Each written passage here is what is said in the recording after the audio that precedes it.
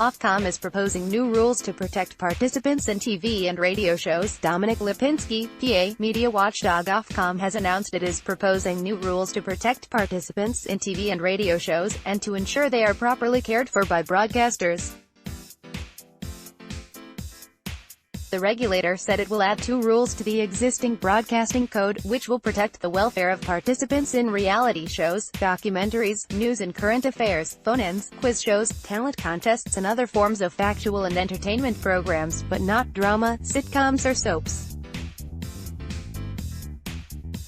The new rules state that due care must be taken over the welfare, well-being and dignity of participants in programs. We're welcoming views on proposed new rules to ensure that people who take part in reality TV shows are properly looked after by broadcasters. Read about the proposals in more detail and respond here. https://t.co/z4lookme, Ofcom, @Ofcom, July 29, 2019. The second states that participants must not be caused unjustified distress or anxiety by taking part in programs or by the broadcast of those programs. The proposed rules reflect the fact that very different forms and levels of care may be appropriate, depending on the person participating, the program's format and the nature of the participation, Ofcom said.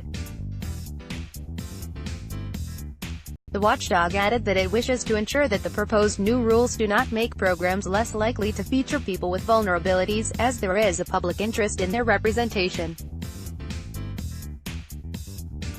Tony Close, Ofcom's Director of Content Standards, said, "People who take part in TV and radio shows must be properly looked after by broadcasters, and these rules would ensure that happens. These new safeguards must be effective. So we're listening carefully to program participants, broadcasters, producers and psychologists before we finalize them. Ofcom will offer guidance to help broadcasters interpret and apply the new rules and is inviting feedback from broadcasters before issuing final decisions in the winter. The guidance might include what broadcasters should do to look after participants before, during and after production. It would also consider editorial techniques involving participants, such as the use of lie detectors." The watchdog said the proposed changes come during a developing cultural change about awareness and destigmatization of mental health and well-being. It added that health professionals working in advisory roles in program making have raised concerns about inconsistencies across the industry in the due care of participants in programs, and that complaints received by Ofcom have more recently reflected a greater public awareness about the welfare and well-being of participants in programs. Ofcom cited the 25,322 complaints it received about Celebrity Big Brother last summer after Roxanne Pallett claimed that her fellow housemate Ryan Thomas had physically assaulted her. Roxanne Pallett, Ian West, PA. Most complainants expressed concern about the personal impact on Thomas, and others specifically expressed concern about Pallett's well-being. It also referred to the 7,912 complaints last August after Kim Woodburn appeared on Loose Women. The majority of complainants expressed concern that the presenters had humiliated Woodburn and caused her unnecessary distress.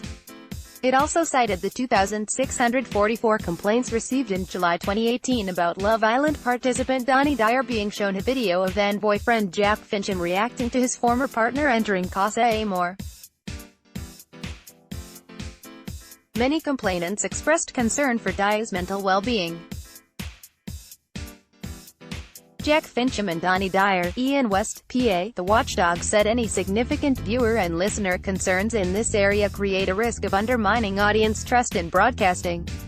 The deaths of former Love Island contestants Sophie Grattan and Mike Thalassitis have led to increased scrutiny on ITV over the reality show's aftercare.